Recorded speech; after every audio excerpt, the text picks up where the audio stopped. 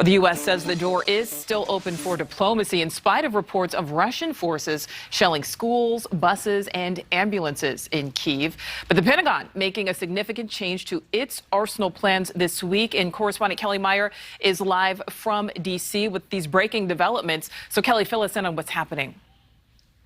That's right, Nichole. The U.S. is calling off a scheduled ballistic missile test this week. The Pentagon saying today this is to show Russia that the U.S. is a responsible nuclear power, a slam directed at Russian President Vladimir Putin for putting his nuclear forces on special alert. The Pentagon calling that a dangerous and irresponsible step. They say they are sending more weapons, even in just the last 24 hours. The U.S. confirming their arms are getting through, but with Russian forces now controlling several parts of the country, refusing to say how they're doing it. But the Pentagon says, as we're seeing, Ukrainian forces are putting up a fight here. They're holding their own against that 40-mile-long Russian convoy you see here and that Robert mentioned. The Pentagon saying they believe the convoy is stalled. A senior defense official telling us they don't know if it was bad planning or bad execution, adding Russian forces have had morale problems.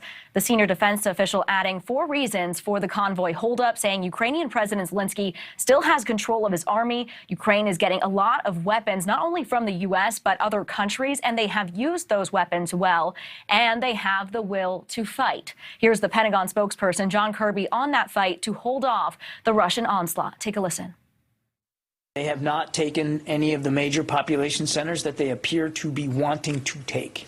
And again, we think that there's a variety of reasons for that, not least of which is the bravery and the skill and the creativity of Ukrainian fighters. And Nichole, we're seeing the mystery of Russia's slower than expected advance across Ukraine, but the Pentagon notes the key here is that they are still moving forward. They are still focused on moving into the capital and taking over the government, and they have a significant amount of combat power. They have not yet engaged in the fight. Nichole? All right, so Kellie, still moving forward, but the president was asked about more actions against Putin, including sanctioning Russian oil. What does he say about that? That's right, Nichole. This is a move he has yet to take. The White House says they don't have a strategic interest in reducing the global energy supply. And when President Biden was asked about this by reporters, he said, quote, nothing is off the table. Nichole? All right, Kellie Meyer live for us in D.C. Thank you for that. Thank you for watching. Click the red subscribe button below so you can get more of NewsNation's fact-driven, unbiased coverage.